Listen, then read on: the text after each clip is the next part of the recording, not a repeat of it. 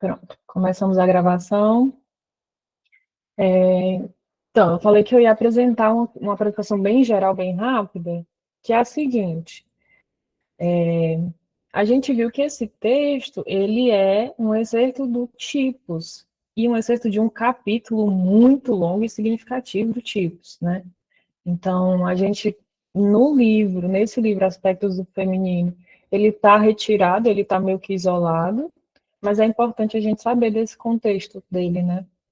Esse capítulo do tipos é um capítulo muito importante, porque é onde vai discutir símbolo, formação de símbolo. E aí a gente vê, inclusive, isso nesse próprio trecho que a gente pega no Aspectos, né? O culto à alma, o culto à mulher, que ele está discutindo uma formação de símbolo e uma transformação de símbolo, transformação da libido em vários símbolos, né? Que dentro do capítulo ele está discutindo sobre símbolos de união ou de unificação. E aí ele começa a abordar esse tópico em específico quando ele vai falar sobre relativização do símbolo. É interessante pensar da relativização aqui como essa formação do símbolo que depende do contexto, depende das imagens de referências gerais que o símbolo vai ter, no certo sentido, de um horizonte, né? Um horizonte de referência para esse símbolo ser interpretado. E aí, dentro dessa discussão, tem alguns elementos muito interessantes sobre feminino e mulher. E aí, por isso que eu imagino que esse texto foi escolhido para essa coletânea. Assim, não é sobre isso, mas é sobre isso em segundo plano, né? É sobre isso em um outro nível. Porque a proposta inicial do texto é falar de outra coisa.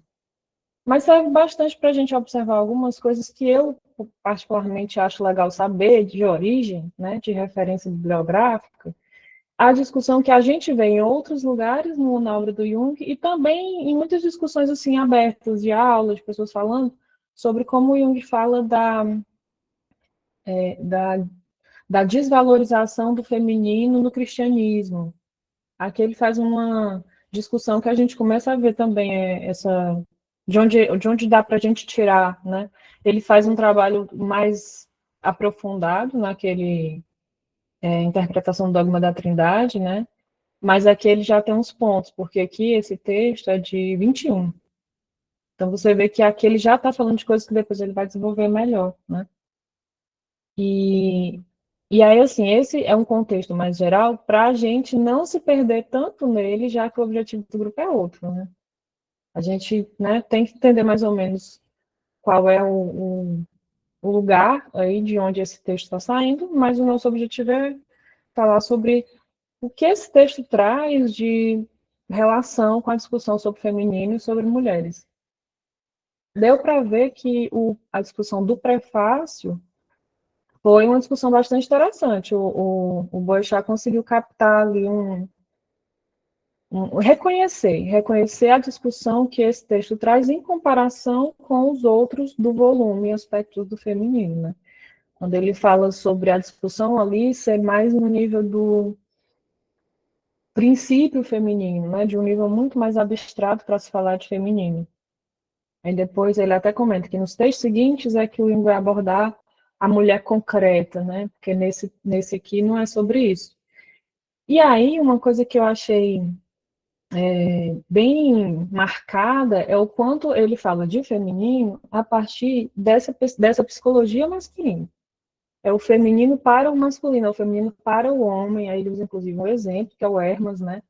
Sobre como nessa figura masculina, que vai ter uma relevância cultural, essa figura que ele escolhe também tem a ver com a coisa da discussão do símbolo, porque ela meio que representa uma transformação simbólica que estava acontecendo na época, né? Mas ainda assim é a partir dessa psicologia masculina, ou seja, esse feminino a partir dessa visão e retratando um feminino muito mais abstrato, muito mais de um nível mais dos princípios, né? O princípio feminino. A mulher, ela desaparece muito rápido. Uma imagem de mulher desaparece muito rápido. Aparece no começo para logo virar outra coisa, né? E eu acho interessante lembrar, ressaltar, né? Mostrar que nessa discussão o feminino está aparecendo com essa perspectiva. E ainda dá para a gente tentar, a partir disso, ver como é que a gente, enquanto mulheres também, homens estão bem-vindos a essa discussão, obviamente, mas como a gente percebe essa discussão também, a partir do que a gente já sabe de psicologia analítica, da nossa experiência mesmo. Eu achei que tem alguns elementos que dá para a gente pensar na transformação das imagens, tipo, quando ele fala sobre a experiência do Hermas, ele está falando sobre essa progressiva transformação das imagens. Inicialmente, tem a imagem da mulher, muito concreta e próxima, muito próxima, que é a roda, né? Dessa mulher vem uma imagem mais impessoal, ainda é uma mulher, mas já não é uma mulher conhecida, já é uma mulher um pouco mais não identificável, para ficar mais geral, né? E também daí vem uma outra transformação que já é para torre, né? Para a imagem de torre, que aí também já não é mais nem humana. Essa transformação acontecendo, a discussão dessa transformação é bastante interessante, inclusive, porque eu acho que tem qualidades nas imagens femininas que a gente pode pensar como o que foi selecionado na imagem de feminino do cristianismo e o que não foi, o que fica de fora. Quando se escolhe, quando o símbolo ele se constitui de certas características e vai deixando de fora outras. Quando a gente fala de princípio feminino, a gente está falando dessa coisa geral. Inclusive um geral que está acima ou transcende a imagem humana de mulher. É um negócio que comporta muitas características, muitas qualidades, né? Mas ainda assim, a imagem de mulher também comporta muitas características e qualidades que, dentre todas essas, as imagens que o Hermas vai ter lá, seleciona algumas e deixa outras de fora. Que foi o que aconteceu no cristianismo, de fato, né? O feminino amplo foi reduzido a características muito específicas, enquanto que outras foram deixadas de fora. Né? Mas acho que isso é uma boa para a gente abrir. O que, que vocês acharam do texto? Eu tenho algumas considerações que eu acho que são mais para frente, eu prefiro que vocês falem antes.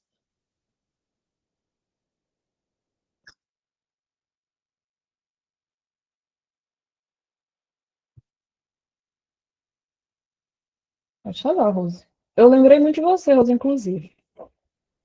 Amiga, por Além desse quê? capítulo. Porque essa discussão da relação com o feminino na Idade Média, sobre o amor cortês, aquela coisa do amor medieval, que eu lembro que você explica isso de um jeito assim muito interessante. Mas não sei se cabe, né? Então, não vou me delongar muito, não. Mas, de fato, tipo assim, esse pedacinho é um pedacinho que eu achei legal. E o comentário que eu queria fazer realmente é mais aqui no comecinho, porque tem uma nuance que eu achei muito boa. Bem aqui no... Cadê? Na fala dela para ele. Eu acho que é no parágrafo. Aqui. No parágrafo 432, certo? É, ele fala, tipo assim, Senhora, o que fazes aqui? E ela respondeu, fui trazida para acusar-te por teus pecados diante do Senhor. Aí ele acusa-me agora? Ele não, mas escuta as palavras que vou dizer-te. O Deus que está nos céus, que fez todas as coisas, está encolarizado contigo porque pecaste contra mim. E aí, o pecado é o pecado de ele ter se aproximado com o apetite do pecado. Não é porque ele estava, tipo assim, visando o pecado, mas para os fins de retidão espiritual, que é o objetivo aqui, né, do trecho, isso já é o suficiente. Então, uma das coisas, uma nuance que eu acho que é importante e que até tu tocou um pouco nesse ponto, né? É que na medida que a gente vai colapsando as imagens para poder, tipo assim, concentrar esses significados, né? Para poder, tipo assim, tentar dar conta de maior amplitude simbólica, a gente também colapsa, a gente também perde a, vamos dizer assim, a capacidade de tratar dessas coisas da maneira nuançada que às vezes o sintoma precisa que a gente trate. Então, nesse caso aqui, tipo assim, o que foi que aconteceu materialmente falando? Tipo assim, o cara chegou, tipo assim, se aproximou da pessoa. Não aconteceu, tipo assim, nada demais, entre muitas aspas, né? Mas nesse sentido de desenvolvimento espiritual, porque ele se aproximou com essa intenção pecaminosa, já basta. E aí, quando ela coloca, né? Em teu coração se ergueu o apetite do pecado. Ou não te parece fato pecaminoso que se erga num homem justo o apetite do pecado em seu coração? Sim, é um pecado e grande, pois o justo aspira ao justo. Por que que isso faz diferença? Porque para este homem, ao mesmo tempo, a nuance é suficiente, mas ele não está fazendo nada demais. E é de nuance em nuance que a coisa às vezes vai tomando proporção até começar a gerar uma situação desagradável. Porque o justo aspira ao justo. Se não acontece a crítica no momento em que as coisas elas estão sutis, nuançadas, em se tratando desse nível de desenvolvimento espiritual, a coisa ela vai só caminhando. E aí é que a coisa caminhando, ela vai se complexificando, mas vai se perdendo de vista também, sabe? Eu achei muito legal mesmo esse pontinho, porque é como a gente, tipo assim, é como a gente e a pessoa vai perdendo de vista o que vai acontecendo, porque é um movimento que vai acontecendo em sua maior parte de maneira inconsciente, mas não é totalmente inconsciente. Não é absolutamente esquecido, né? A gente às vezes se aproxima de, tipo assim, de pessoas ou de situações, porque tem uma coisa que a gente acha, tipo assim, muito legal, e tem umas coisas que a gente às vezes não acha tão legal, mas que a gente consegue tolerar. Ou que a gente diz, não, isso daqui não é a minha prioridade, não é o importante, mas está ali junto. Tem uma nuance que é importante a gente manter atenta, se a gente quer desenvolver consciência crítica sobre, para estar tratando de maneira crítica com a coisa, né, que é outro xodó meu. No dia que eu encontrei consciência crítica, eu ia falando assim, meu Deus do céu, foi falso para mim. Mas é nesse sentido, se a gente quer manter e sustentar essa consciência crítica, a gente tem que prestar atenção quais são as coisas que estão vindo junto do pacote, sabe? Então, não queria deixar de fazer esse comentário que eu achei muito bom. Esse trechinho dela, quando ela aponta, né? O justo aspira ao justo, independente da quantidade de pecado, né? Tipo assim, o apetite por pecado, achei um termo ótimo também. Rose, nesse comentário que você faz, eu penso também que uma coisa que é do contexto, né, do capítulo, do livro inteiro, que é a discussão que o Jung está fazendo sobre a atitude, apresentar a ideia de atitude e de como tem uma possibilidade de diferenciação ou desidentificação dessa relação com o objeto, né? De não ser uma coisa de você agir de uma maneira que você trata a fantasia idêntica, né, ao objeto. E como isso é uma coisa que ele discute, inclusive, um pouco antes dessa parte do capítulo, sobre o problema não ser a sexualidade, ou o problema não ser a espiritualização ou a relação com a alma, né? Como ele fala do Prometeu, mas a atitude em relação a cada uma dessas coisas. E essa questão da atitude eu acho legal como uma perspectiva, você pôr em perspectiva de ver que o ponto do pecado está na atitude, está na forma de se relacionar.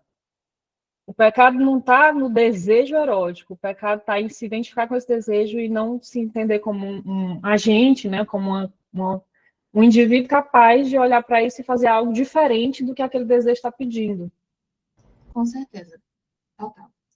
E é um ponto muito eu, pelo menos, acho muito difícil de conseguir abstrair das discussões desse livro, inclusive, porque a discussão toda é sobre como essas imagens são vivas, como os objetos eles carregam uma vivacidade, porque eles encarnam, eles representam algo psíquico, e o quanto a gente, sem entender que existe uma atitude, né, sem essa compreensão de que existe uma atitude, a gente pode se relacionar ou imediatamente se identificando com o objeto e fazendo o que a gente acha que é, né, uma realização ali concreta, ou se distanciando e entendendo aquilo apenas como espiritual, apenas como imagem, e não se relacionando com o objeto como também precisa, de alguma maneira, né?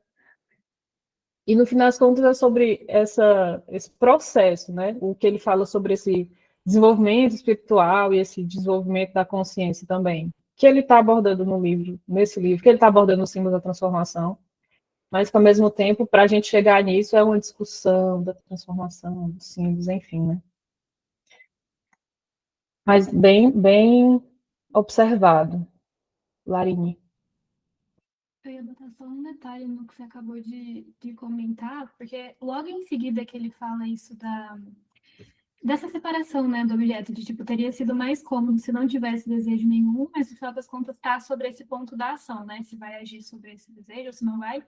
Ele também coloca que é esse feminino que anuncia, né, tipo, é essa mulher senhora que tá ali no lugar da alma, que vem anunciar essa separação. Então, me parece também algo significativo que seja esse esse feminino que apresenta o pecado, mas que também apresenta essa desvinculação, assim, de tipo, você pode agir sobre ele ou você pode refletir e não agir sobre ele, né? Tipo, tem esse lugar também. Eu achei muito legal isso, inclusive, na descrição da imagem, que é o próprio símbolo está dizendo que como é que ele tem que fazer, tipo assim, como é que ele tem que lidar, né? E eu acho que isso é uma das coisas que pode fazer sentido que essa história específica seja usada aqui, nesse ponto do texto, que é sobre a formação de símbolo e tal, mas também disso, de essa imagem já contém em si a orientação, e no caso dessas imagens específicas do Hermes, é tipo nível didático. É a imagem dizendo o que é que tem que fazer e como. Gustavo. Oi, gente, bom dia. Deixa eu baixar aqui. Eu acho que isso que vocês estão falando é bem interessante, né? Porque me lembra desse aspecto que Jung fala sobre o símbolo também, que é o fato de que o símbolo nos impele à ação, né? Então, eu acho que esse capítulo é bastante sobre isso, assim, né? Sobre a necessidade de ação, de agir, né? Que é o que acontece ali no contexto do Hermas, lá no século I, né? Eu acho, né? Primeiro século ali da era cristã. A necessidade de agir para que aquilo se mantenha, né? Para que o cristianismo se enraize, enfim, né? Ele está tentando manter essa cosmovisão, né? É, e aí eu fiquei, né? A leitura do Jung é sempre muito interessante, porque ele é muito profuso de exemplos, né? Chega a ser chato umas horas, e por fim ele sempre acaba concluindo alguma coisa muito interessante. E quando eu fui lendo, assim, eu relendo, na verdade, né, esse capítulo, eu fiquei muito impressionado, na verdade, agora que eu reli depois de assistir Angels in America. Eu não sei se vocês já viram essa série, que é uma peça, na verdade, de 1991, uma peça americana. Virou uma série da HBO depois, nos anos 2000. E eu fiquei muito impressionado, assim, lendo de novo, porque a imagem é a mesma, assim, é bem similar com essa do Hermas, né? Angels in America é uma série que... E aí eu quis tentar ler esse texto, né, na verdade, tentando fazer isso que Sara propõe, né, que é reatualizar o texto, né, trazer isso para o nosso tempo, para a nossa discussão, para a questão do feminino hoje, né, enfim, para as nossas questões hoje, no geral. E achei interessantíssimo, né, que o que o Jung está falando ali com esse exemplo do Hermas, né, é sobre a divinização da mulher, né, a simbolização da mulher, né, assim, de uma mulher real que passa a condição de símbolo, né, vai se transformando cada vez em um símbolo mais abstrato, né, E aquilo vai impelindo a ação, né, do Hermes, assim, para a manutenção de uma renovação espiritual do tempo dele, né? É, e aí eu fiquei lembrando de Angels in America, essa série, essa peça, né, que é uma peça de 91, no contexto ali da AIDS nos Estados Unidos, né? Eu vou contar, infelizmente, vou dar os spoilers para vocês, mas eu acho que vale a pena, assim, pela discussão, porque é uma série que eu acho, assim, fantástica, uma peça fantástica, que vai trazer a história do Pryor, que é um homem gay ali, que descobre que está com AIDS, e quando ele descobre isso, ele é abandonado pelo namorado dele. O namorado dele não suporta a ideia de cuidar dele com a AIDS e vai embora, assim. E ele fica indignado completamente com isso. Ele começa ali a ter, né? Ele começa a não se tratar. Ele tem vários delírios, assim, começa a ficar bem delirante. E depois ele começa a se tratar. E aí a série não explica muito bem de onde vem esses delírios, mas é uma mistura exatamente, né, daquela realidade ali factual com os delírios dele, né? E nesses delírios ele vai começar a delirar a partir de uma mulher real, que é a enfermeira que cuida dele.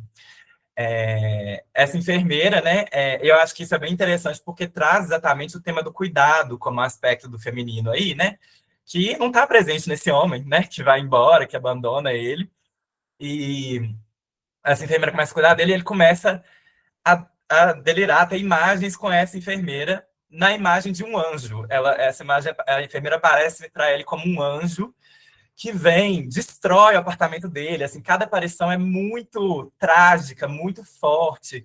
É bem como Jung descreve aí, né, com esse texto do Hermas, né, assim, tem um apavoramento completo, assim, né, diante dessa imagem.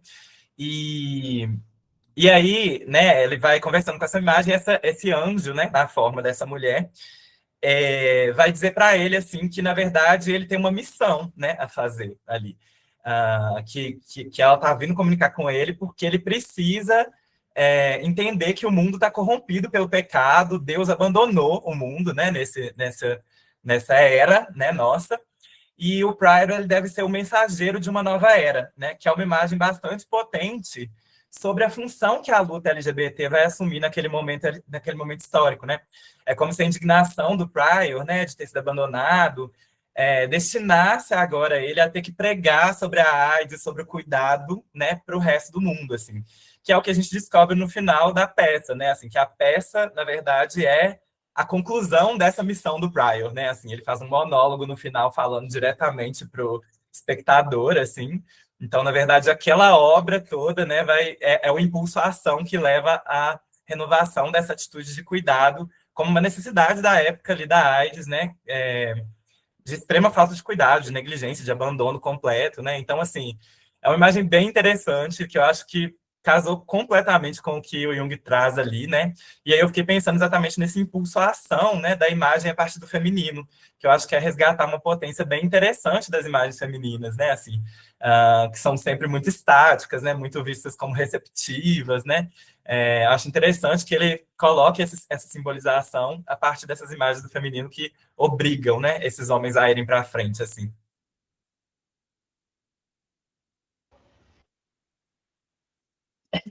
Só um parênteses. Psicólogos, no geral, são vacinados contra spoiler. Não tem como, né? A gente não consegue. Mas nossa, um paralelo absurdo. Arrasou. Eu não conheço a série, achei incrível. E uma coisa que fez eu lembrar do texto, quando você fala, é que eu fiquei pensando muito na imagem feminina que ganha essa tração especial no cristianismo, no advento do cristianismo, como uma imagem feminina que vai ressaltar esse aspecto de mãe, né, de materno e de virgem. A ideia de virgem, por si, já vale uma discussão, porque o significado simbólico de virgem foi bastante deturpado, né? Mas o aspecto materno me pega muito assim em pensar nesse sentido de pensar o sentido do aspecto materno para esse momento do cristianismo. Tipo assim, por que precisava ser materno, sabe? Para que precisava ser o materno dentre as qualidades? Essa. Eu tenho, assim, as suspeitas do texto, né, que ele fala que é a forma que o paganismo conseguiu perdurar na veneração do feminino e tal. Mas eu também fico pensando nesse aspecto de cuidado e nesse aspecto esse aspecto de mais de nutrição, no sentido mais amplo também, né, de nutrição, de avaliação e tal, que um desenvolvimento psíquico precisa. E ainda, assim, pensando nessa linha histórica que ele faz, né, de desenvolvimento do cristianismo, tipo assim, de como o cristão, que era um novato espiritual, digamos assim, precisaria desse aspecto para um desenvolvimento. Aí também esse aspecto do vaso que ele traz depois, né, o simbolismo, foi um momento que ele deu tanto exemplo, tanta discussão, que eu fiquei, mas o que ele está falando de vaso mesmo? Ah, sim. Mas ele fala disso, né? E aí esse feminino específico que foi sendo selecionado ao longo do desenvolvimento do cristianismo, ter também algum tipo de função, né? Não que se esgote nisso, mas o quanto isso significa alguma coisa. E aí eu penso também no quanto o próprio símbolo cristão também aborda esse elemento de compaixão, por exemplo, né? De compaixão também como uma derivação desse cuidado, desse aspecto, cuidado amoroso aí. Mas isso foi uma das coisas que eu pensei enquanto você estava falando, que eu ressaltei isso na minha leitura, de quando essa libido, que é reprimida nas imagens lá do Hermas, né? Quando essa libido que o cristianismo está tentando regular de alguma maneira é reprimida e vai reacender as imagens arcaicas, as imagens arcaicas de feminino e de mulher são muito variadas. Essa é a imagem que vai ser escolhida para ser a ressaltada, né? Vai ser essa a imagem que vai responder de alguma maneira à necessidade daquele momento, daquele espírito da época. E por quê e para quê? Uma das coisas que eu fiquei pensando. Eu não sou uma grande conhecedora de cristianismo, gente, tá? Eu sei tanto quanto todos nós que somos criados no Ocidente, assim, aquele básico do subtexto cultural, mas de realmente conhecer é muito pouco. Rose. É só adicionar essa reflexão que você está trazendo, amiga, que, tipo, tem um pedacinho aqui no 435, né, que ele vai falar que era necessário introduzir uma diferenciação do espiritual para restabelecer o equilíbrio psíquico. Todas as tentativas filosóficas de estabelecer este equilíbrio, a equanimidade, que se condensaram sobretudo na doutrina estoica, malograram devido ao seu racionalismo. A razão só pode fornecer o equilíbrio àquele cuja razão já é um órgão de equilíbrio. Mas para quantas pessoas e em que épocas da história ela foi exatamente isso? O homem, via de regra, precisa ter também o oposto de um dos seus estados para então posicionar-se necessariamente no meio. A simples razão não pode fazê-lo abandonar a plenitude da vida e o excitante sensual do estado imediato.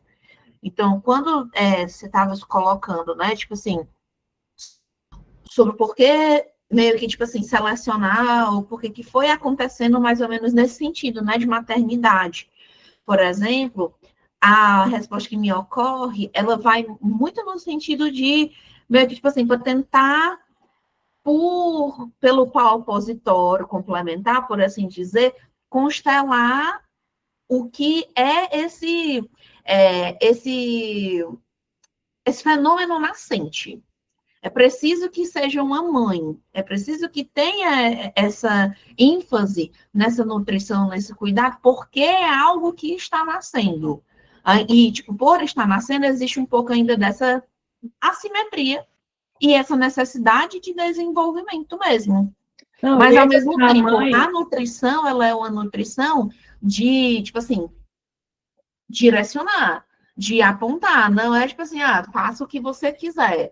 Não é tipo assim, o importante é que você, tipo assim, entenda o que está acontecendo. Não, é importante que você haja, é importante que você faça. É um nascimento, mas não é, tipo assim, existe aqui essa tensão mesmo, né?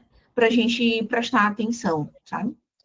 ênfase na mãe, no cuidado, e ênfase no virginal. É tipo, é sobre isso e é sobre não erotizar, Uhum. para Sim, desprender dessa realização erótica para ir para uma outra dimensão, né? Clara? É complementar isso também, porque mais pra frente tem um trechinho pequenininho do 440 que ele fala o apetite crônico à sensualidade em todas as suas mais diversas formas, com a vinculação aos encantos do mundo ambiente e a obsessão para dissipar a energia psíquica na infinda multiplicidade do mundo, são os principais obstáculos ao aperfeiçoamento de uma atitude de orientação uniforme.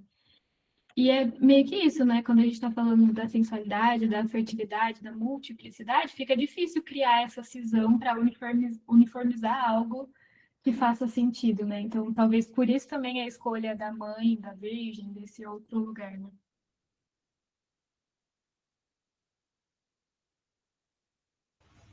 Ed, pode falar. É. Pensando nisso que a Rose falar sobre a necessidade desse cuidado como condição para possibilitar esse desenvolvimento de algo nascente, né? Eu acho que dentro do próprio texto vai ter algumas pistas assim que confirmam essa noção que você está trazendo, né? Quando ele vai falar, por exemplo, sobre a questão da prole humana, ela ser muito vulnerável no seu, no seu, no seu processo nascente, né? Então, eu acho que faz muito sentido a resposta que você deu, Rosa, assim, com base no que ele, na forma como ele argumenta no texto, assim.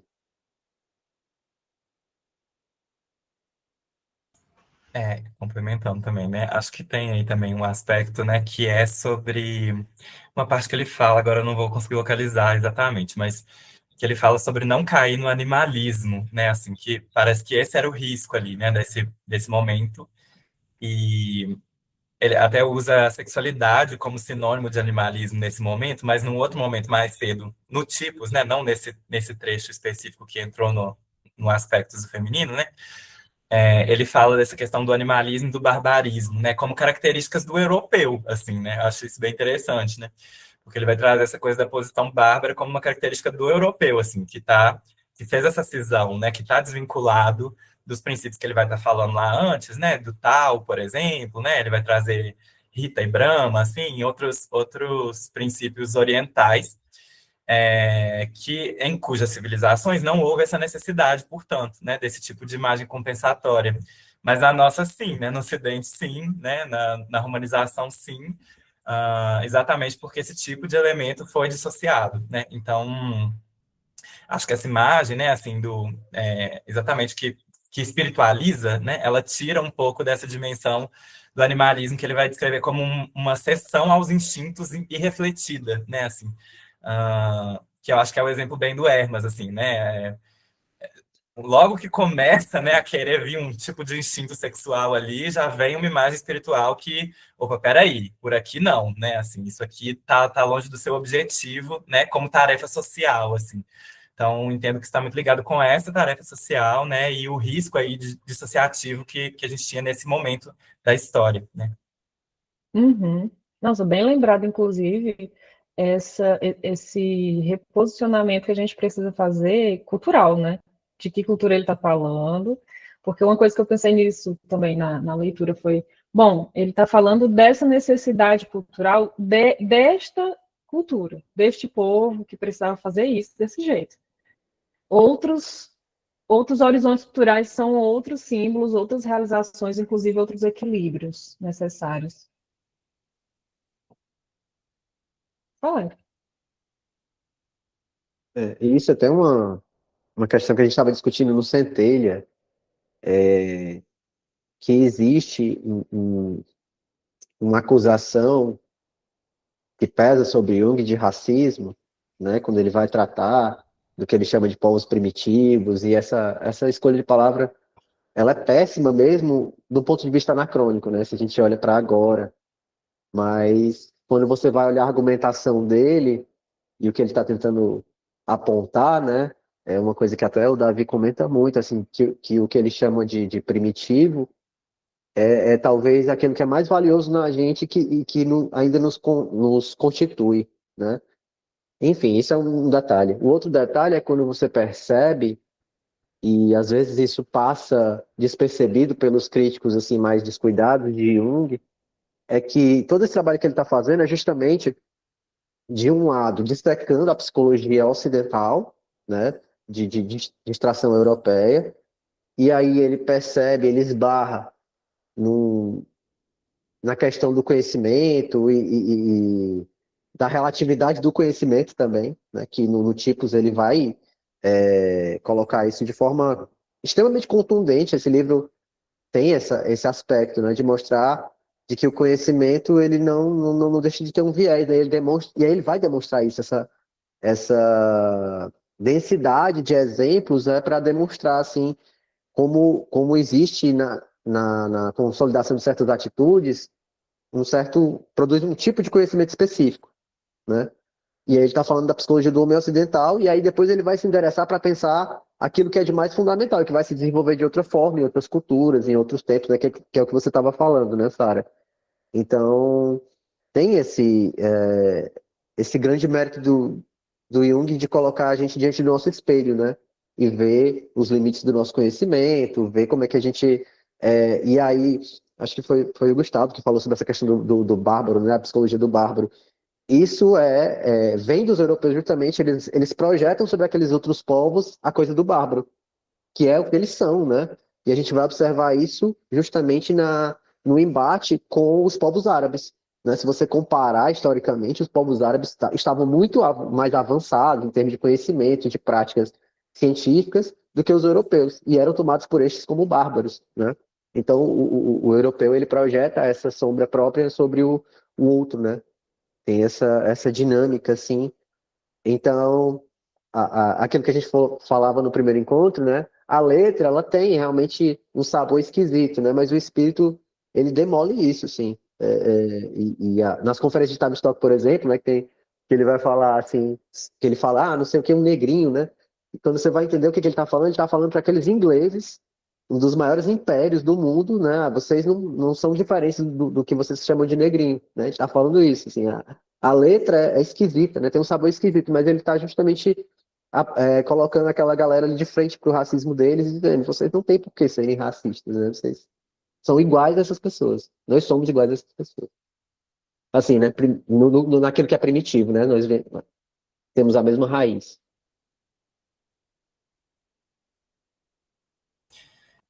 Eu acho isso bem interessante também, bem importante, né, de ser comentado, né, isso que a Sara falou sobre essa localização, né, porque é uma coisa que eu acho que realmente o Jung, ele faz bastante isso, assim, né, tem até aquele texto Alma e Terra, né, do Civilização e Transição, que ele vai dizer um pouco, assim, que quando a gente fala de alma, a gente tem que falar do solo onde essa alma tá, né, de qual terra que ela tá, né, e acho que é muito evidente, né, na obra do Jung mesmo, como que ele vai olhar para esses outros povos, né, para pensar o europeu, né, assim, para estar se olhando no espelho, né, ele fala isso literalmente até.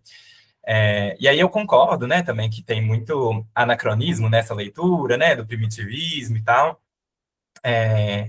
que tem todo esse lado aí do Jung que é desconsiderado, mas também eu acho também que, assim, polêmicas, né, mas eu acho que tem alguns dos exemplos que ele dá nesse sentido que tem uma pecha meio racista mesmo, assim. E não são todos, né? Enfim, não é sempre que ele fala de primitivismo que eu acho que ele está indo por esse sentido, mas tem uns que sim, inclusive nesse texto. E aí eu queria trazer um pouco esse trecho, porque eu acho que eu quis fazer o exercício, na verdade, de trazer mais, né, para um outro lado, assim, né, para o lado que a gente deveria olhar aqui, né, no nosso grupo. Que é uma parte que ele vai falar sobre os bosquímanos, né, que na verdade são os povos San, né, bosquímano é o nome do europeu, né, para os povos San, que são povos sul-africanos. E eu queria muito saber de onde que o Jung tira esses exemplos que aparecem à torta e à direita, assim, na obra dele, da Von Franz, né? De esses exemplos meio animalescos, né? De comportamento meio animalesco atribuídos a esses povos e tudo. E aí eu acho que é interessante a gente poder refazer essa leitura, né?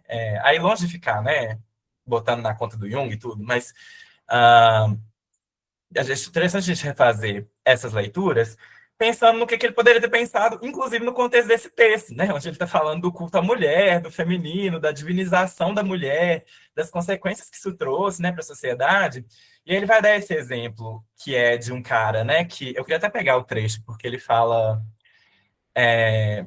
assim, né, que esse cara que é um pescador, né, do povo Sam, que ele volta zangado porque ele não pegou nada, né, na pesca. E aí ele fala assim, né, que o filho dele corre ao encontro dele, e aí ele fala assim, o pai agarrou e torceu-lhe o pescoço ali mesmo. Depois chorou o filhinho com a mesma falta de controle com que antes o matara, né? É um cara que mata o filho num impulso. É, E aí eu acho interessante pensar, né, que nesse texto talvez a gente poderia fazer essa leitura, trazendo aí para a questão do feminino, né, já que quando a gente pensa em feminicídio, a gente está falando desse comportamento aí, né, assim. Eu lembro muito daquela novela Mulheres Apaixonadas, que tinha o personagem da Stuba, que batia na namorada com a raquete de tênis, né, e que mostrava muito essas cenas, assim, dele, ele espancava ela e depois ele chorava, mas um tanto, assim, né, ele ficava completamente mal. É, e é o típico exemplo mesmo, né, do comportamento machista, feminicida, né? Assim, então é uma coisa que ele está aí atribuindo a algo que acontece lá, né, nos povos selvagens do sul da África, mas na real, né, são os europeus, é a sociedade branca, é o machismo branco, né, que está fazendo isso aí todo dia, né? Então, assim, eu acho interessante a gente poder pensar, né, como que como que o Jung vai trabalhar essa questão também do machismo no contemporâneo, inclusive nesse texto usa-se a palavra machismo, depois eu queria até ver, o Eric estava lendo o texto em alemão, né, queria até ver que palavra será que está lá, né, porque machismo é uma palavra bem latina, mas ele vai trabalhar esse ponto, né, também nesse texto, e aí eu acho que é interessante trazer o exemplo de volta para aquilo que importa para nós, né, refazer essa leitura um pouco racialmente duvidosa aí dele, né. Antes de Eric falar, eu queria fazer um teste. Quantas pessoas, lendo esse trecho, pensaram em exemplos de violência de gênero? Porque na hora que eu li, eu pensei. Aí, logo em seguida, ele dá um exemplo. Aquele negócio, né? Logo em seguida, ele já responde o que a gente estava pensando. Mas eu vou lá e boto a notinha. Aí embaixo ele dá um exemplo que tem nada a ver com isso. Mas eu pensei, nossa, todos os crimes passionais de passagem ao ato, né? Que a gente vê de notícia e tal. Quantas pessoas pensaram em exemplos desses? Porque se Gustavo pensou, se eu pensei, não deve ter sido só a gente.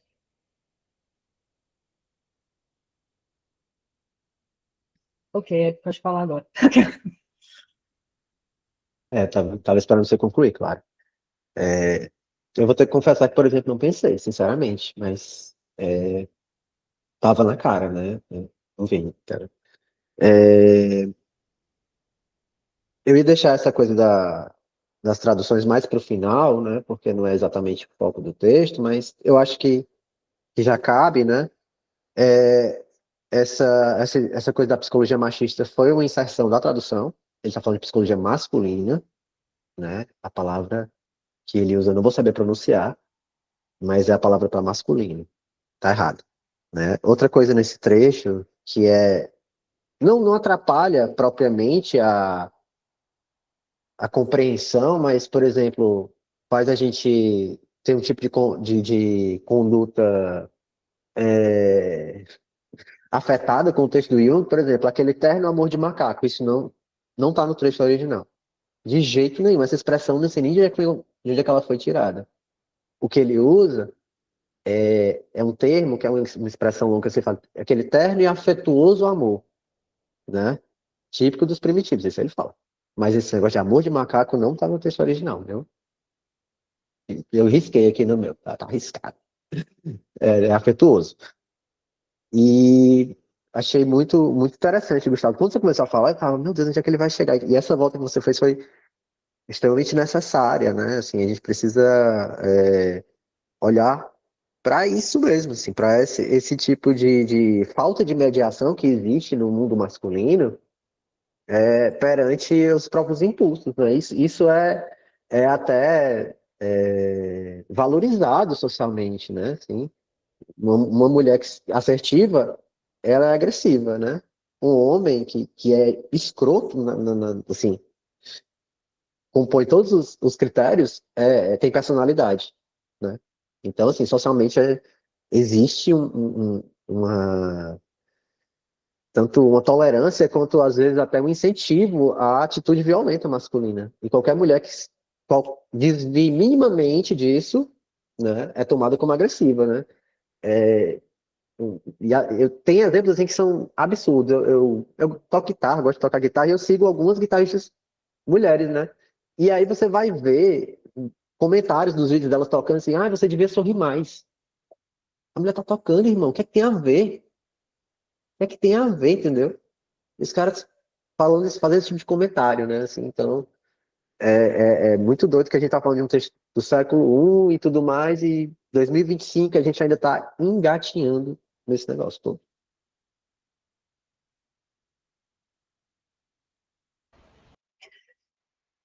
Inclusive de a gente ver, às vezes, a origem nesse texto do século, um pouquinho lá depois de Cristo, né?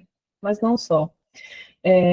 Tem uns pontos que eu acho que vale a pena a gente voltar, né? Puxar de volta aí na discussão sobre o feminino, até o final do encontro, que é voltando um pouco lá atrás, onde ele fala sobre com essa repressão de libido fazer com que as imagens arcaicas ou as imagens do inconsciente coletivo sejam reavivadas. Deixa eu dizer o parágrafo, né, gente? 433. Ele vai falar sobre como isso faz também com que essas imagens toquem elementos demoníacos, né? Os elementos que são ali inferiorizados ou arcaicos, e aí vão aparecer como demoníacos, né?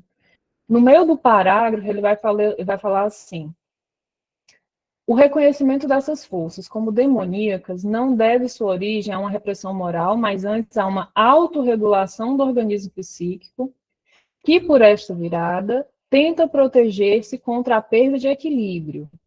Pois quando a psique consegue erigir uma posição defensiva contra a força arrebatadora da paixão que lança o homem sem piedade na órbita de outro, e quando, no auge da paixão, tira do objeto ilimitadamente apetecido o cunho de ídolo e força o homem a ficar de joelhos diante da imagem divina, então ela o libertou da maldição do objeto. Esse trecho me pegou na coisa das forças como demoníacas. Quando a gente está falando nessas discussões de cunho mais religioso, a gente vê como a linguagem religiosa dá conta, de uma forma um pouco mais satisfatória, de endereçar certos aspectos psíquicos, né? Se a gente reconhece como demoníaco e aí atribui essa força luminosa a uma realidade demoníaca ou espiritual ou transcendente, né? Vai para um outro campo de discussão, a gente continua dando alguma dignidade para aquilo, mas tira dessa dimensão concreta. Quando a gente perde essa referência, é mais fácil que a gente identifique essas coisas como coisas humanas, que não são e nunca serão. Mas a gente vai experimentar como isso, né? E aí, nessa discussão de feminino específico, pensar em como esse elemento que foi, essas qualidades femininas, né? Que foram deixadas de lado, que permaneceram ali na dimensão inconsciente, são reforçados por esses elementos que a gente consideraria demoníacos, e como a gente não entende como demoníacos na nossa cultura, né? Como a gente não entende como uma coisa que tem a ver com uma dimensão transcendente, uma discussão que não é muito comum, né? No senso comum, a gente não tem essa diferenciação tão fácil.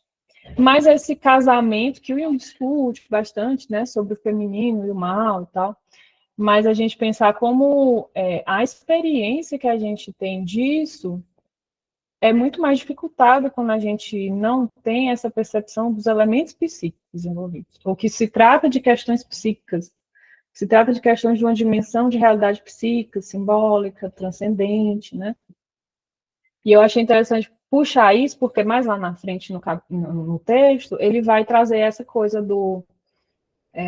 como os elementos demoníacos associados ao feminino que foi reprimido levou a caça às bruxas, né? Como uma coisa acabou acontecendo como compensação mesmo, né? Como uma espécie de compensação. Gustavo comentou uma coisa, eu vou ler, depois você fala, tá, Eric? Eu vou ler, gente, porque é por causa da gravação. É mais fácil ler comentários para ficar na gravação do que a pessoa que for ver depois da gravação não conseguir olhar os comentários. No livro vermelho, página 203, tem uma passagem bem interessante que me lembrei. Vós procurais o feminino na mulher e o masculino no homem, e assim há sempre apenas homens e mulheres. Mas onde estão as pessoas?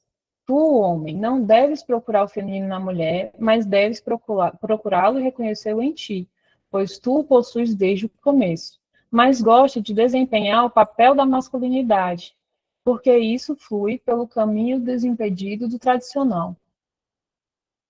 Tu, mulher, não deves procurar o masculino no homem, mas deves aceitar em ti mesmo o masculino, pois tu o possuis desde o começo.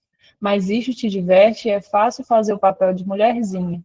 Por isso o homem te despreza, pois ele despreza o feminino. Mas as pessoas é masculino e feminino. A pessoa é masculina e feminina, não é só homem ou só mulher. De tua alma não sabes dizer de que gênero ela é. Essa ação é muito boa mesmo. É, Eu acho que isso que você falou agora antes, Sara, essa citação é interessante, dá um contorno interessante, né? Mas isso que você falou antes agora ajuda a gente a traçar o problema da seleção das imagens, né? Se de um lado as imagens virginais e desligadas da carne, que tem um lugar no dinamismo psíquico que ele vai citar aqui, né? De movimentar a libido e deixar a consciência mais autônoma, né? Perante a vida e tudo mais. Por outro lado, essas outras características que não são selecionadas, elas ficam sob domínio do inconsciente e aí no inconsciente são transformadas nessas imagens monstruosas, né? E aí vai gerar isso da caça às bruxas. Então é esse o movimento. De um lado, a mulher virginal é sagrada e do outro lado, a mulher de carne e osso, que não está sob e aí recorrendo à citação, né, que o Gustavo trouxe, não está sob aquela dinâmica de papéis sociais da mulher tradicional, né? Ela é colocada no lugar de bruxa, né? Qualquer mulher que, por exemplo, exercesse qualquer tipo de comportamento, conduta que não correspondesse à esposa, né? A fiel esposa do homem, né? Era bruxa. E aí é muito doido observar, coincidentemente ou não, eu estava vendo algumas pessoas comentando no Twitter, né, na rede da saúde mental, sobre um coach evangélico que ele ensina mulheres a serem assumidas. Ele tem o trabalho de mostrar para as mulheres como é que elas vão ser assumidas pelos homens, né? Então, é um homem reforçando isso do papel de mulherzinha aí que a citação coloca, né? Então, ensinando as mulheres a não serem bruxas, né? E aí você vai ver também em alguns campos do feminismo essa reivindicação, né? Nós que somos as netas das bruxas que não queimaram, não sei o que, aquela coisa toda.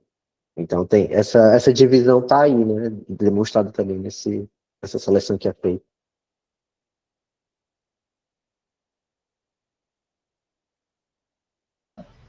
pode falar, Gustavo. Então, isso que você também traz, né, Sara, me lembrou de um outro ponto que eu destaquei aqui, né, que é lá no parágrafo 447, que ele vai falar, assim, no meio, já um pouco no meio do parágrafo, assim, sua alma, que se exprimia na imagem da senhora por ele escolhida, tá falando do Hermas, né, perdeu sua expressão individual nessa transferência para o símbolo geral. Também perdeu a possibilidade de uma diferenciação individual, foi reprimida por uma expressão coletiva. Tais perdas têm sempre consequências sérias e, nesse caso, logo se fizeram sentir. Expressando-se a relação psíquica com a mulher na veneração coletiva de Maria, a imagem da mulher perdeu um valor sobre o qual o ser humano tinha certo direito natural. esse valor que só encontra sua expressão natural na escolha do indivíduo, cai no inconsciente quando a expressão individual é substituída pela coletiva. Aqui eu acho que o Jung está falando de uma coisa extremamente tecnológica que a gente fala muito pouco na psicologia analítica também, né? Me lembrou bastante até aquele aforismo do Lacan, né, que é o a mulher não existe, né? Que aqui eu entendo que ele está dizendo, né, sobre como que as imagens coletivas da mulher, né, como símbolo geral, apontam para uma perda da possibilidade de encontrar valores individuais a partir das imagens diferenciadas de mulheres, aquelas no plural, né, que poderiam ser uma expressão mais adequada aí da psicologia individual, né? Então, o Jung está falando aqui, está apontando aqui para fora de uma cristalização que é bem tendência na psicologia analítica, né? Assim, da gente cristalizar o feminino, né? Enfim, ou seja, da mulher, né? A mulher no singular, né? Como símbolo, como generalização, traz em si uma perda, né? Eu achei isso bem interessante aqui para a gente pensar, inclusive pensar nesses movimentos que Eric, né? Também trouxe aí. Estava lembrando aqui das Threadwives também, né? Hoje em dia, assim, né? Esse movimento de esposas tradicionais, né? Da volta para esse papel bem rígido, assim, né? Dessas imagens de mulher bem específicas. Então, a perda do sentido individual, né? É uma crise aí que o Jung já destaca na modernidade como profunda, mas é por isso que a gente está falando de hipermodernidade, né? Porque é um aprofundamento ainda maior, né? Dessa crise hoje em dia. Então, acho que é um ponto bem importante da gente destacar como leitura analítica aqui. Antes de Eric falar, eu vou até comentar, porque de fato esse trecho aí me pegou muito, né? Porque são assim, aquele momento que você vê que a psicologia do Jung é complexa mesmo, né? Conecta com um monte de coisa da teoria. Isso de você ver caminhos espirituais se desenvolvendo, porque eu acho que ele também ressalta um pouco isso ao longo do texto, assim, de germes de caminhos, né, de desenvolvimento, mas o que meio que venceu a coisa foi o cristianismo com essa representação coletiva. Isso não impedia de aparecerem compensações para esse caminho cristão que estava se desenvolvendo, né? Que ele fala da disputa, das cismas, das heresias, de como essas coisas representavam compensações que o inconsciente tentava fazer para essa linha de desenvolvimento que o cristianismo está tentando cristalizar. E nessas heresias e cismas e essas compensações, tentarem dar conta do que está de fora. Porque, de fato, o que está virando o símbolo coletivo é algo que é limitante por causa dessa falta de representação das individualidades, né? Da diversidade. E eu acho que o Gustavo foi luz nesse paralelo aí do Lacan que ele traz, porque justamente no aspecto da mulher feminina que a gente sente essa perda tão grande, né? Eu não acho que seja apenas, né? Eu acho que quando a gente vai para papéis de gênero, a gente vê que masculino também é como se fosse o homem, né? E também não é, bicho, também não existe, o homem também não existe nesse sentido, né? Mas também de como isso, né, o fundo dessa discussão mostra a nossa própria tendência a se manter indiferenciado. Como existe também uma coisa da gente permanecer nos caminhos coletivos. O caminho coletivo ser muito forte, enfim, ser uma grande incubadora, né, de desenvolvimento, a gente precisa disso mesmo, mas de quanto isso também fala quanto um símbolo coletivo funciona para manter todo mundo muito homogeneizado. Eric.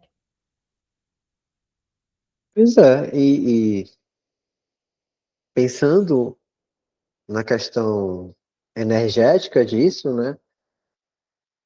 Se a gente pensar os caminhos coletivos, eles são como aquele caminho do rio que já está cavado há muito tempo, né? Já passou um bocado de gente ali. Então, para você desviar desse caminho, requer um investimento de libido própria para se colocar numa trilha diferente, né?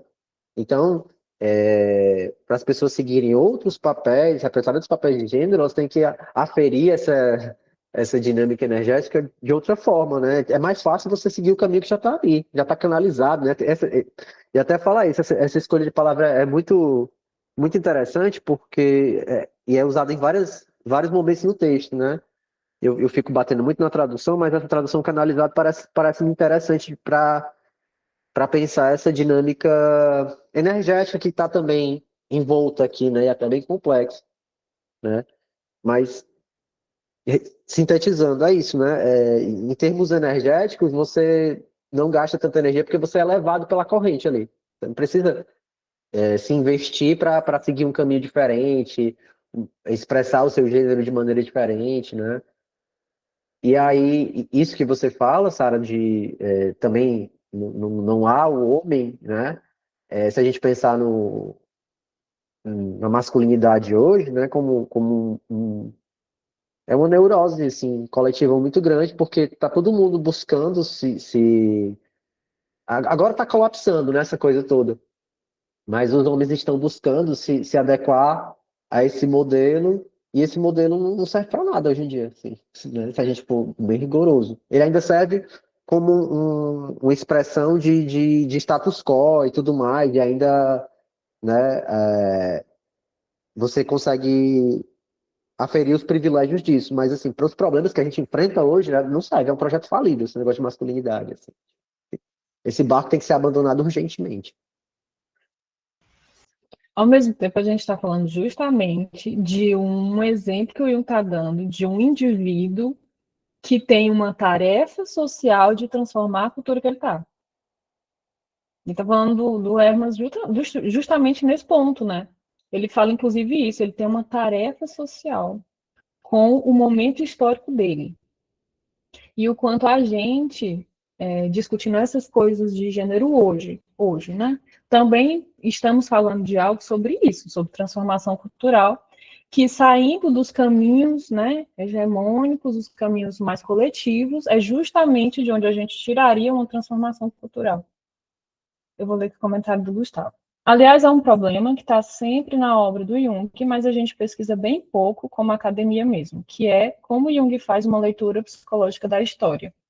Acho que isso tem um grande valor para um grupo que se propõe a pensar o tema do feminino, a inserção da história como fator. Tinha até uma pesquisadora da história no Caminhos, um tempo atrás, não sei onde a pesquisa dela deu. Eu acho que era a Flávia mesmo, ela pesquisava Joana d'Arc. Também não sei. Ela mesma. É, Que é outra imagem, aliás, né? A Joana d'Arc, né? É um aham, outro símbolo bem próximo desse texto, eu acho que o Jung coloca aí, né? aham. E a gente, essa leitura histórica, inclusive, ela faz total diferença para a gente. Pelo menos assim, enquanto psicólogos junguianos, eu não vou poder falar sobre os outros, eu acho que para a história é válida para psicólogos no geral, mas para a gente faz uma diferença razoável, principalmente quando a gente vai fazer essas leituras mais culturais, que por mais que a gente não vire autoridade falando nisso, a gente ainda precisa fazer isso para atender, né? A gente ainda precisa estar bem situado para atender razoavelmente, né? Tem um pedaço desse, deixa eu só ver se tem alguém ainda. Tem um pedaço desse parágrafo ainda que eu queria trazer, que é justamente a coisa da caça às bruxas, né? Logo em seguida dessa parte que o Gustavo trouxe, ele vai falar sobre o valor, quando se perde esse valor individual, né? Este valor, que só encontra sua expressão natural na escolha do indivíduo, que no caso ele está falando do valor da imagem de mulher, a imagem de mulher perde o valor individual, para que a imagem coletiva de Maria ganhe, né, o holofote. Este valor, que só encontra sua expressão natural na escolha do indivíduo, cai no inconsciente quando a expressão individual é substituída pela coletiva. No inconsciente, a imagem da mulher recebe o encargo de reanimar dominantes arcaicos infantis. A relativa desvalorização da mulher se compensa por aspectos demoníacos, pois todos os conteúdos inconscientes, na medida em que são ativados por parcelas dissociadas de libido, aparecem projetados no objeto. A relativa desvalorização da mulher significa: o homem a ama menos, em certo sentido, mas, em compensação, a mulher se apresenta como perseguidora, isto é, como bruxa. Desenvolve-se, então, juntamente com uma veneração intensificada de Maria, e, por causa dela, a ideia fixa das bruxas, esta nódoa inapagável e vergonhosa da Idade Média tardia.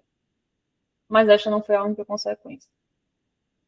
Pela separação e repressão de uma tendência progressiva e importante, surgiu uma certa ativação do inconsciente em geral, e esta ativação não encontrou no símbolo cristão, em geral, uma expressão satisfatória, pois a expressão adequada consistia, primeiramente, em formas individuais de expressão. Eu acho legal, inclusive, ele reconhecer que existe uma tendência progressiva nessa imagem de mulher ser valorizada individualmente. Existe um germe de progressão psíquica nisso, né? Mas aí, voltando um pouco, esse elemento que ele traz, que é uma leitura muito interessante, inclusive histórica, né? De como a desvalorização individual da imagem de mulher recai numa caça às bruxas, né? Na associação do mal e do demoníaco a esse elemento feminino que vai ter qualidades que não são as de Maria. É uma discussão que outros campos dos estudos de gênero vão falar muito, e que o próprio Jung traz em outros momentos, né? E que é interessante ver que em 21 ele está trazendo isso. Eric e Davi. Bom, né?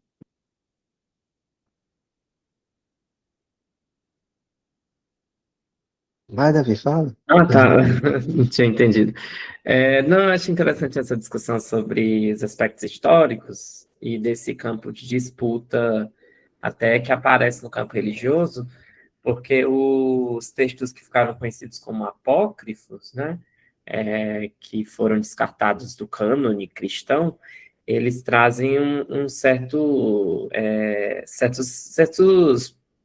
rascunhos, propostas de compensação a alguns aspectos unilaterais, quando você vai ver, por exemplo, alguns textos como o Evangelho de Maria Madalena, né, e outros textos que trazem umas ideias até meio que contrastantes com alguns aspectos bem dogmáticos, já sólidos, como vai ter alguns textos apócrifos que vão discutir se Maria foi realmente impregnada pelo Espírito Santo, partindo da argumentação de que o Espírito Santo seria feminino. Então, tem um outro ponto aí de discussão que no campo político vai sendo desprezado, mas que, se você vai ver esses textos paralelos, mostra essas tentativas de algum tipo de renovação, modificação no dogma cristalizado, né? O que faz a gente pensar que todo tipo de inovação no campo cultural só é possível a partir do símbolo natural, né? Que é o surgimento espontâneo ali do símbolo no ponto de vista individual, como uma resposta compensatória aos aspectos, à vivência individual que a pessoa vive, né, da própria vida, mas que está imersa nos problemas do coletivo, né, que faz a gente pensar que todo símbolo natural é uma resposta a um problema coletivo, só que individualizada, né. E é bem interessante o capítulo que vai falar sobre dogma e símbolo natural lá no Psicologia e Religião, me fez pensar muito nesses aspectos aí, com isso que a Sara falou, a necessidade da gente fazer um estudo histórico, porque essa ideia do Espírito Santo ser feminino, o Jung vai discutir também lá no livro dele sobre a Trindade, né? Ele fala sobre as imagens do Espírito Santo como femininas. Por que é que essa imagem foi reprimida, né? Que dinâmica psíquica a gente está falando quando a gente mantém essa trindade masculina? Tem vários aspectos interessantes que são possíveis a partir dessa leitura do que está para além do cânone, mas que mostra esses processos de compensação, né? Até, por exemplo, o gnosticismo, a gente pode entender o gnosticismo como uma resposta ao cristianismo, né? Uma tentativa de outro viés do cristianismo, tentando resgatar a Sofia, presa na matéria, né? Mas você vai ter umas discussões sobre o feminino no cristianismo que estão somente relegadas aos textos apócrifos, né? Tem outros textos bem interessantes. Eu me interesso especialmente para os textos da infância de Cristo, porque Jesus fazia quase uma chacina com as crianças numa época, assim, ele fez muita barbaridade quando era criança, e é muito bonito, porque os textos, eu estava dando uma lida nos textos da infância de Cristo, que é aquela criança muito mal criada, mas que tem uma semente de bondade ali, que necessita de uma certa educação e de uma paciência dos pais, porque é os pais de Jesus, no caso José e Maria, tendo que mostrar para Jesus que ele não pode usar as faculdades sobre-humanas dele para destruição. tem um certo período dos apócrifos de Cristo que é sobre isso. Mas acho que é interessante como isso se enriquece. Acho que eu pensei muito sobre essa questão do Espírito Santo ser feminino, né? Eric. Agora você, Davi, você abriu para umas questões muito complexas, assim, né? Da psicologia analítica que vão até melindrar o campo da ciência social, né? Porque você vai encontrar na ciência social essa compreensão meio grosseira, assim, de que o indivíduo ele não é relevante, né? E aí quando você situa a mudança cultural no símbolo natural, necessariamente que vai vir de uma produção do indivíduo, né? Melindra o pessoal, assim, mas se a gente pensar que naquelas questões que o Jung vai colocar lá na prática da psicoterapia, né? E o coletivo só existe enquanto abstração, tudo que existe são indivíduos, né? Obviamente a gente vai encontrar aí algumas dominantes, né, que estão presentes em todas as pessoas, cada uma de uma forma, né, combinações diferentes e tudo mais. Então, isso que você falou agora dá muito pano para manga. E o próprio Jung, nesse texto, ele vai fazer um comentário, eu estou procurando aqui o parágrafo, que eu não estou achando, que ele vai fazer um comentário sobre que aspectos o símbolo deve ter e qual é tá aqui, achei, ela no parágrafo 446, mais lá na frente, ele vai falar que ele deve ser a melhor expressão da cosmovisão de uma época, simplesmente insuperável em seu significado, e está tão distante da compreensão que falte ao intelecto crítico todos os meios de solucioná-lo validamente. E, finalmente, a sua forma estética deve ser tão adequada ao sentimento que nenhum argumento sentimental pode erguer-se contra ele, né? Então, tem uma dialética aí de como esse símbolo vai surgir, propriamente a partir de algum indivíduo, e como ele vai ganhar essa expressividade que atinja esse estado, esse critério aí que ele estabelece, né? E aí é só o estudo histórico que pode dar para a gente qualquer tipo de pista para rastrear isso que a Sara estava até comentando, né? Esses possíveis desenvolvimentos do espírito, em que direção ele vai e tudo mais, né? E aí, nesse sentido, o nosso trabalho, assim, às vezes ele vai se assemelhar a um estudo da biologia, de tentar traçar a evolução das espécies, né? A gente vai tentar traçar a evolução das ideias, né? As eventuais evoluções do espírito, assim, né? Tem até um livro interessante do Eliade, né? São 3 volumes, né? História das ideias religiosas, em que ele não vai fazer a história das religiões em si, mas ele vai falar de certas ideias como o monoteísmo, né? Que é a nossa ideia vigente, a ideia mais expressiva hoje em dia, né? Ele vai traçar isso historicamente, né? Em que povos isso surgiu e tudo mais. Então, para a gente tem esse tipo de atenção, né? Para as ideias. E aí, essa comparação que eu fiz com a biologia também é no sentido também de entender as ideias como seres vivos, né? Que vão se modificando, vão se reproduzindo, vão copulando ideias umas com as outras e gerando outras coisas, né?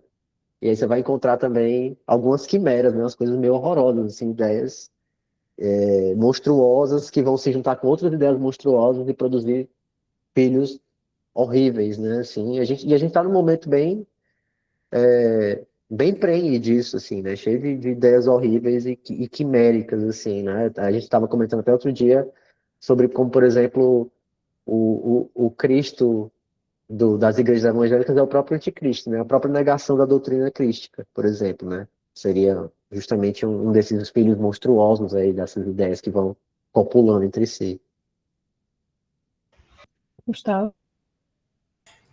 Na verdade, eu ia falar um pouco disso que Eric falou também, né? E trazer até esse trecho também, porque acho que esse ponto que Davi traz do símbolo natural realmente é muito importante, porque eu acho que ele é uma das grandes potências aí da psicologia analítica, como saber, sabe?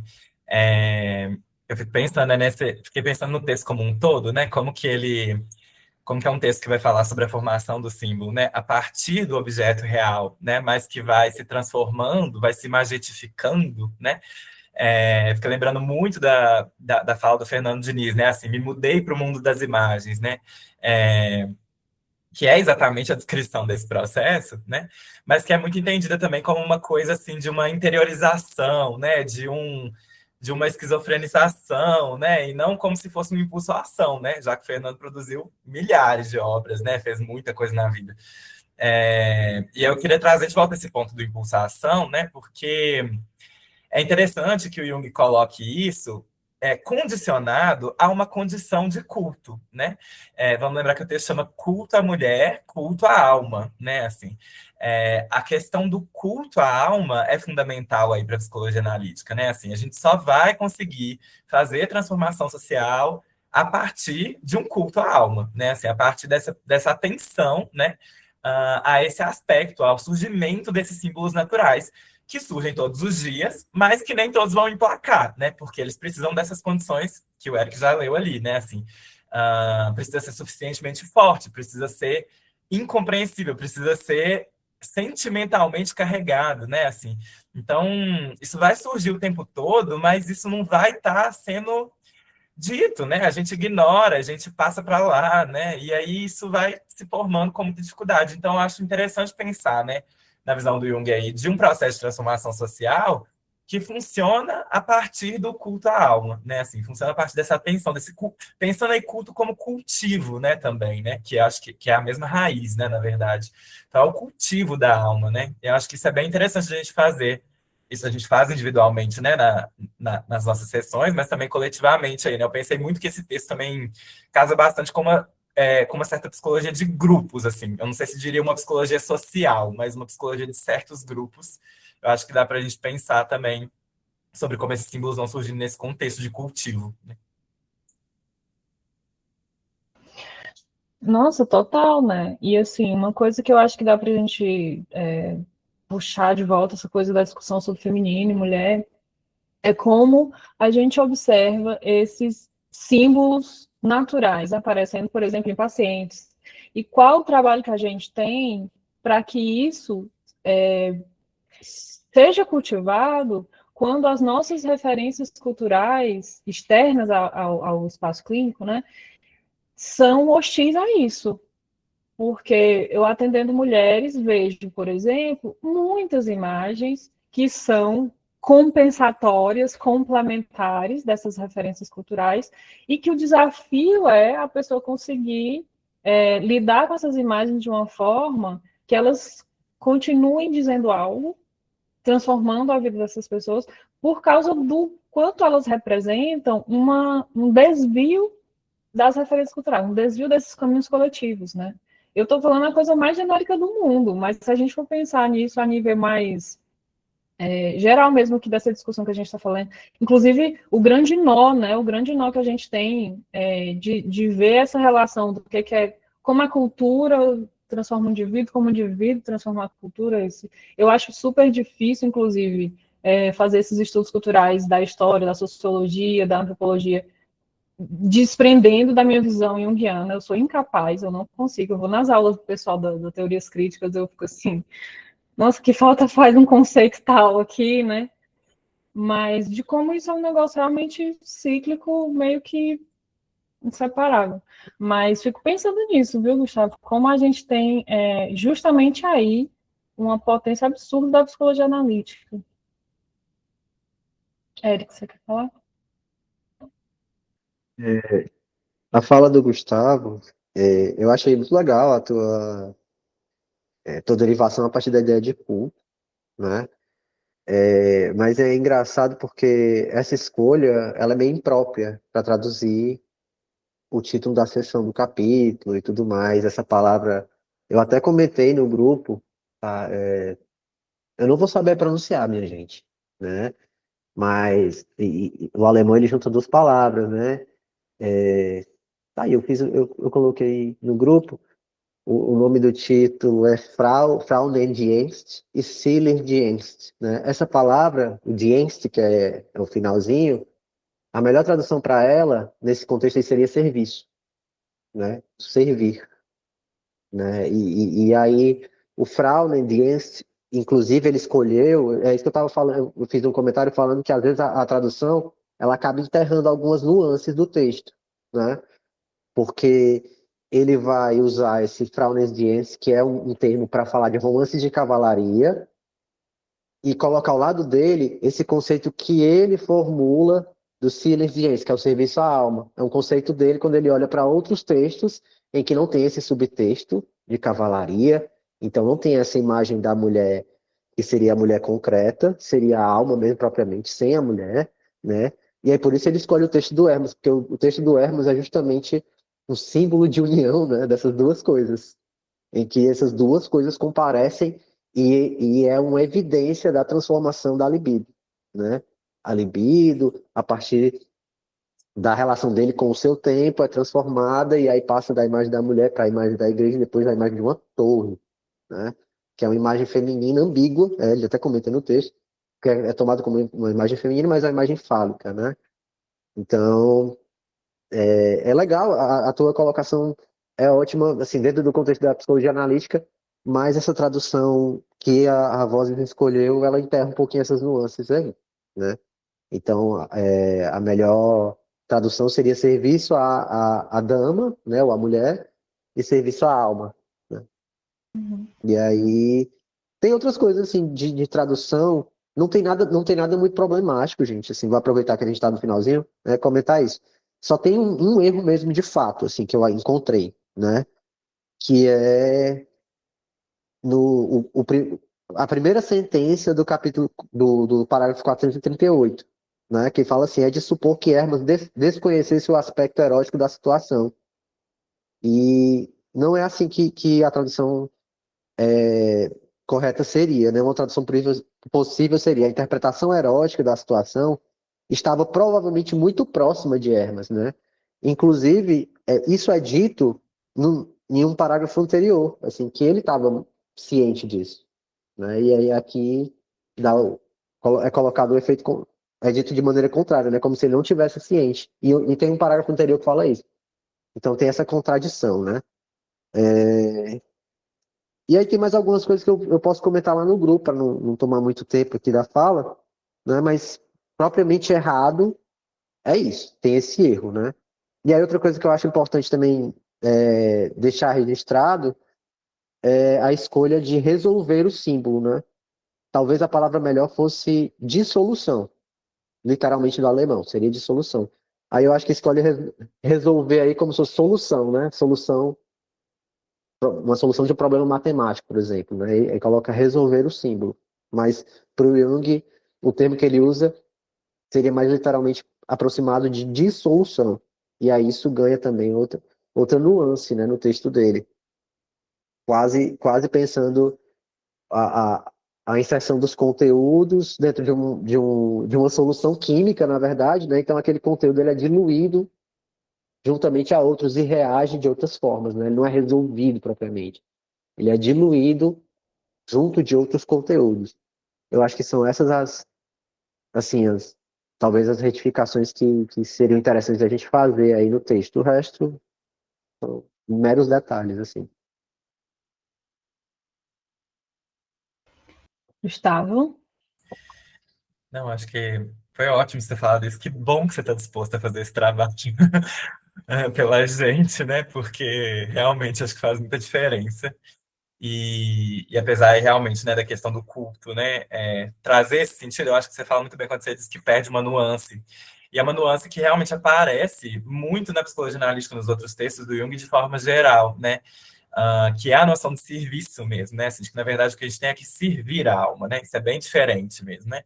E que é o que ele vai trazer sobre a dimensão religiosa da análise, né? Que é uma coisa também muito mal compreendida quando a gente fala disso em psicologia analítica, né?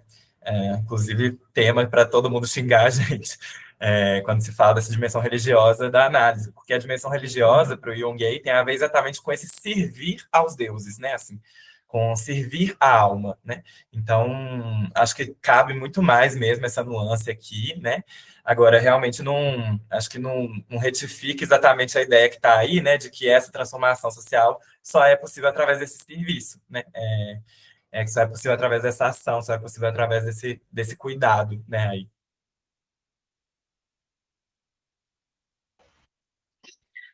Bom, eu achei que rendeu uma discussão muito interessante, inclusive de trazer uma coisa, eu acho que para a abertura dos estudos sobre o feminino, que é esse fundo, né? Esse fundamento da psicologia analítica, a discussão sobre símbolo.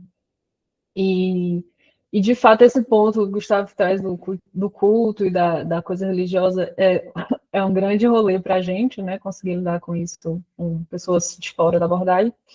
E, ao mesmo tempo, quando a gente está dentro da abordagem, a gente entende que, de fato, tem uma linguagem ali, desse aspecto de linguagem religiosa, que ainda não se achou uma linguagem melhor. Porque quando a gente fala, né, quando a gente tenta transformar isso em uma linguagem psicológica, ainda não dá, as pessoas não conseguem acompanhar da mesma maneira. Mas eu acho que para o primeiro texto foi bem bacana a gente ter começado com essa meio que fundamentação mesmo, assim. Tanto por uma visão mais ampla da discussão de feminino, que a psicologia analítica traz, como a discussão sobre símbolo mesmo, sobre símbolo, esse fundamento cultural, essa coisa do símbolo natural. E por hoje eu acho que é isso. Eu fico muito feliz aí com a participação de vocês. Eu amei ter várias coisas que eu fiquei assim, meu Deus, nunca pensaria nisso. E é isso. Se você quiser falar sobre as coisas de tradução, Eric, fica à vontade. Isso que vai deixar também para o grupo, né? Acho que a gente pode ficar por aqui, então.